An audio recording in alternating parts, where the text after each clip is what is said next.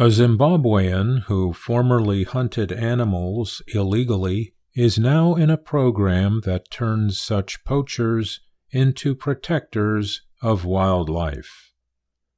47-year-old Timbana Chako Mastic grew up hunting, a tradition in his community.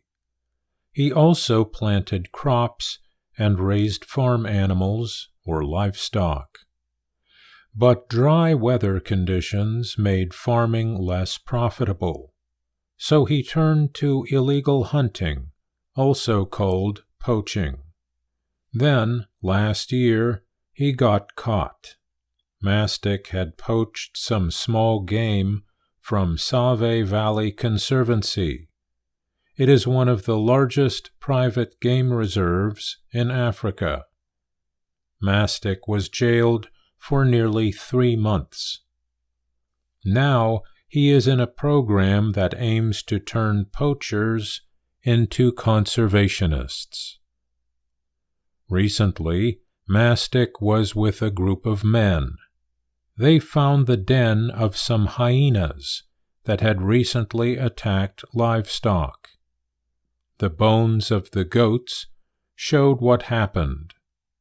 Some of the men suggested using fire to burn any hyenas remaining in the den.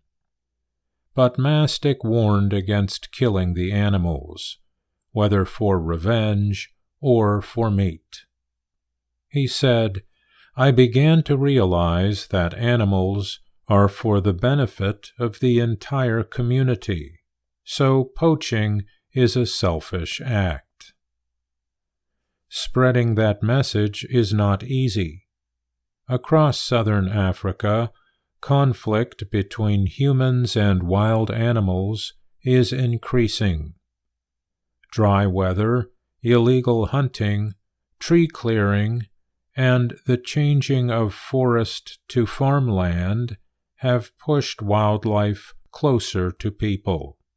Elephants raid vegetable gardens.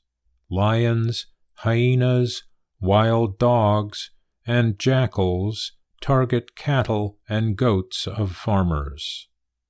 Donkeys that work on farms are not safe either. Zimbabwe's Parks Agency said it has received 3,000 to 4,000 calls about wildlife problems in the past 3 years. Tinashe Farawo of the Zimbabwe National Parks and Wildlife Management Authority said the conflicts are likely to increase during the dry months ahead. Mastic remembers when there were good harvests of corn, millet, and cotton. The wild animals stayed in the forest back then. He said the problems began after the country's land reform program went into effect in 2000. People started farming on land held by the Save Valley Conservancy. The Conservancy said it lost 30% of the wildlife habitat on its 303,000 hectares of land. At the same time, drought hit Mastic's village. Lions began targeting our livestock. Elephants also became a problem. Hyenas, too, he said. There was not enough land to feed livestock, and people from neighboring villages crossed into the reserve to get wood.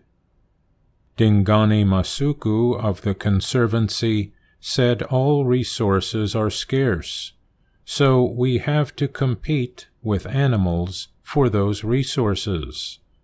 The resources are getting leaner and leaner. Mastic often has to calm angry villagers who have lost livestock. He knows about the problem. He starts each day by counting his own cattle, goats, and donkeys. Once he had 45 goats. Now he has only 10. Wild animals have eaten the rest. Mastic himself has bites from animals, including from a leopard attack. Without crop harvests, we have to turn to livestock to raise money for school fees, food, and other necessities, so people are justified to be angry, he said. But he added, I help them understand that killing the animals is not the solution. Part of his message is that jail is difficult. His family suffered while he was in prison because he had been the family's only earner. Several of his 20 children stopped going to school. But in jail he learned new skills, including carpentry. Now he makes chairs and tables in his workshop that have been popular with visitors and locals. Men visit his workshop, and Mastic tells them about conservation. He also speaks at village gatherings, funerals, and community meetings. There is no information about poaching in the area, but Mastic believes the number of poachers has dropped since he started his efforts. Masuku of the Conservancy said people believe Mastic and gain hope from his work as a carpenter. He said people know that he has been through it. He has been there, and that poaching does not pay, and that is why he is reforming. I'm Mario Ritter, Jr. A Zimbabwean who formerly hunted animals illegally is now in a program that turns such poachers into protectors of wildlife. 47-year-old Timbana Chako Mastic grew up hunting, a tradition in his community.